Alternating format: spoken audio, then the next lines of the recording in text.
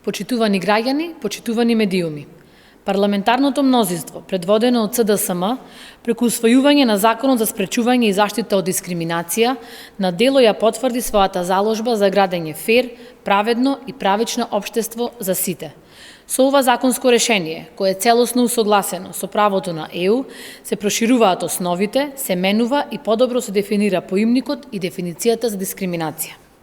Истовремено, со новиот закон се зајакнува и капацитетот на Комисијата за спречување и заштита од дискриминација, а нејзините надлежности се прошируваат во насока на превенција.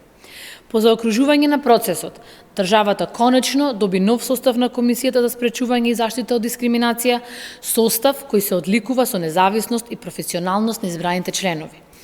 За разлика од некои минати времиња, кога членови на оваа важно тело се бираа строго по партиска директива, актуелниот состав е избран на јавен, транспарентен начин, ни строго утврдени критериуми. Комисијата со новите проширени надлежности ќе има важна улога во превенирање на дискриминацијата и заштита на човековите права. Очекуваме и охрабруваме Комисијата да работи одговорно, совесно и професионално во сузбивање на секаков вид на дискриминација. Во модерно, демократско општество, какво што е нашето, нема место за дискриминација кон било која група или поединец.